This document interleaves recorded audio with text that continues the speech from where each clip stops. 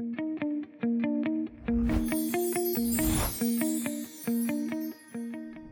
I'm Ganesh Balakrishnan. Some people might have seen me on Shark Tank. How many? Any show of hands, please? Okay, some have seen the episode, but the others who haven't seen it, I'll talk a little bit about what it was all about. Just a small impression from my side on what is resilience and how do you fail forward, right? So just from my own life story perspective is what I'm going to talk about. Take yourself back to your own childhood, right? What was your childhood dream? Everybody has a childhood dream. I used to play in the playground, like imagine you're 10 years old playing in the cricket playground and suddenly you see, MiG planes flying overhead, those fighter planes. I wanted to be that pilot. I wanted to be that guy who was flying those, cool flying machines, zipping overhead at almost the speed of sound, right? Very quickly, I got a reality check when I was a kid itself, right? So, number one, I got glasses. Number two, they told me that I had knock knees. So, forget Indian Air Force, I couldn't even join the NCC in school, right? So, it was the first reality check that I had. While you had dreams, one thought that I was left with was, how do you temper that dream and figure out what is also possible with the constraints that you have, right? So, if I could not be a pilot, the next best thing was actually building those planes like my dad. So, and hence I wanted to become an engineer. 10 years later, I vividly recall the time when I was just preparing for taking the IIT JEE exam. While, the focus was supposed to be on actually preparing and, on getting into the final sprint before the exams, what I was actually doing was battling with chickenpox 1 month before the JEE, right? I was completely heartbroken because I had put in a lot of effort until then to prepare for it. But during that last stretch, I could not do justice to whatever preparation I had done. I was completely down and out. I was, I told my dad, hey, you know what? I'm not going to do this. I'm going to take a drop year. I'm going to try again in the next year. And that's when my dad told me something that has actually stayed with me throughout my journey after that, right? So he said, look, there are some things that you can control, and that is your preparation that you've done until now. It is not about the last month, but it is about the last couple of years that you've spent doing this. And there are some things that you cannot control. The chickenpox that you have, the competition that you're going against. There are lakhs of people writing this exam. You can't control that at all. Focus on what you can control. Put in your best efforts. If it works, great. If it doesn't, well, you've tried. You try better the next time, right? Let go of those externalities that you can't control. It's a very deep thought for a teenager, right? But that really gave me the confidence to go and say, hey, I've got nothing to lose. Let me try this out. I will put my best effort. And guess what? I actually cleared the JEE and I went into IIT Bombay as well, right? So that thought was very powerful. And when I adopted that, it actually changed life for the better. And that is what has stayed with me throughout. Fast forward to 20 years later, we started a brand called Flatheads. Flatheads is a shoe that we made for the urban workforce, right? So comfortable shoes for the urban workforce. That was the proposition. We launched it in November 2019, 4 months before the pandemic, right? And guess what? In 4 months, just when my sales engine started rolling, the workforce went away. People were not going to work anymore. And people were not buying shoes anymore, right? So the core market, the demand that we had for our brand completely vanished from under our feet, right? I went back to that thought. We were in survival mode, right? I went back to that thought that my dad told me. What was it that was completely under our control? The supply that we had of shoes, that was under our control. I could not control the uncertainty in demand, right? And that was something that was completely, a black swan event that happened, which was beyond anybody's imagination, let alone control. So what we ended up doing was we were initially sourcing shoes from China, but that China supply chain was completely disrupted during the pandemic. And hence what we did during the pandemic was set in factories, right? You see the photo on the right.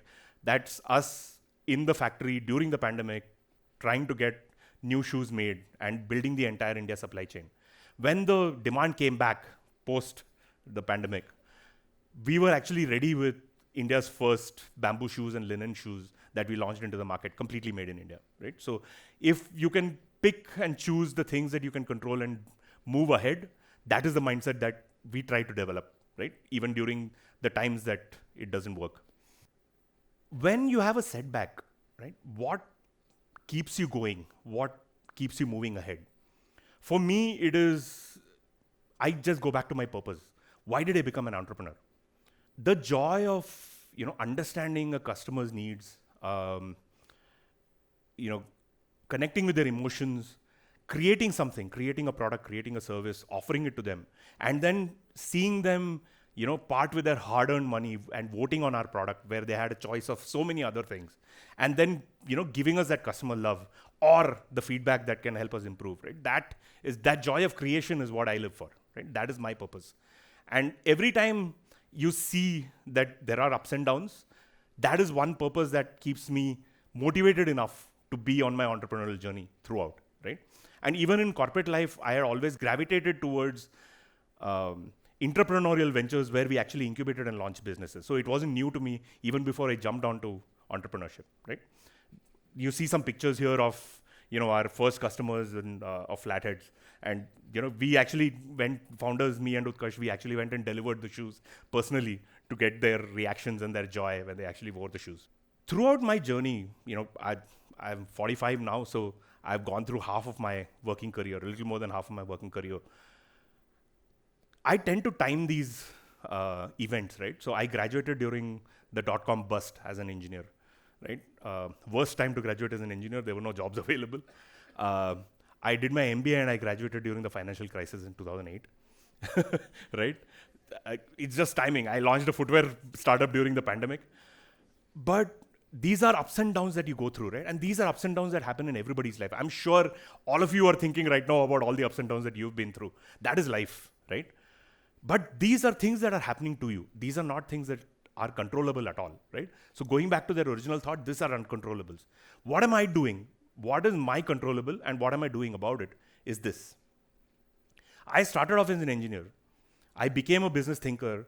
I became an entrepreneur and then an entrepreneur, started my own businesses. I became a marketer, understood a lot of how to do consumer marketing. I became a scaler in a unicorn e-commerce company where I was working, became a brand builder with Flatheads, and then hopefully a business leader. And there's a lot more steps to go, right? This is a 40-year journey that I'm going towards. This is not up and down. This is a ladder that we are climbing, right? There is a lot of focus. There is a lot of optimism. There is a lot of perseverance in this journey. And that's what I enjoy. Yeah.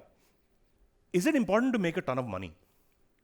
Yes, I would like to have that villa. I would like to have that, foreign tour every time I want to go on holiday.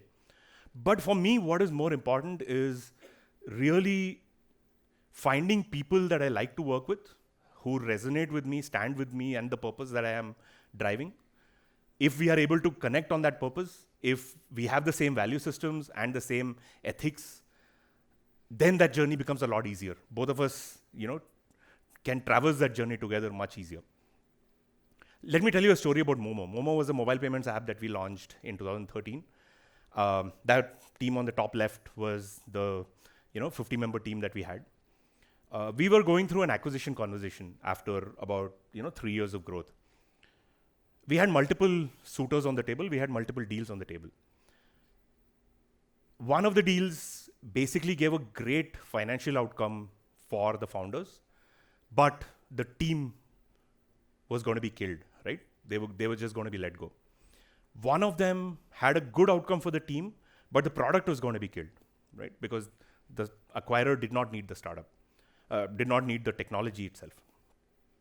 The third one was not the best financial outcome, and given that it was 2016, which wasn't a great time for startups, it gave a good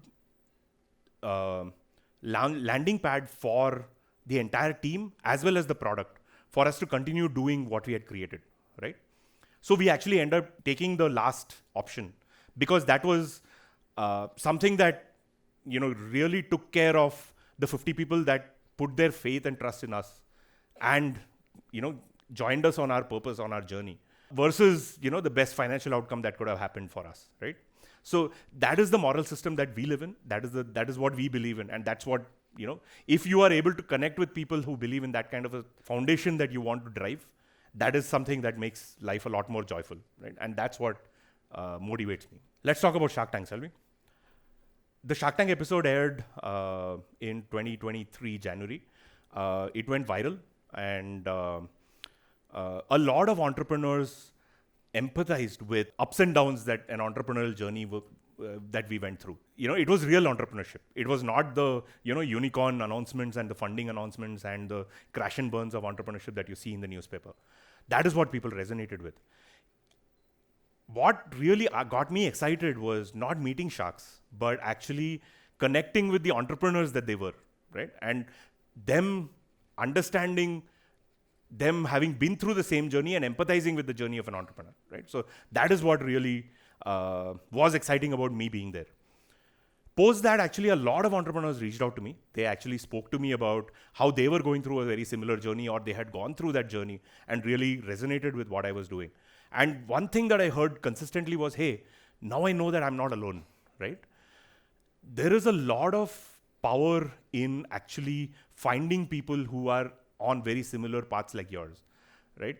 And, fantastic work done by the YourDOST folks here, trying to make that connection and trying to make that feeling of being heard and listened to for entrepreneurs. Otherwise, entrepreneurship is a very lonely journey, right? That is one thing that is very key for every day for an entrepreneur to survive. And of course, everything starts at home, right? So that's my wife, Anu. She's been the breadwinner in my house all along. I said that in the pitch as well, like, kamati wo hai, udata main hu.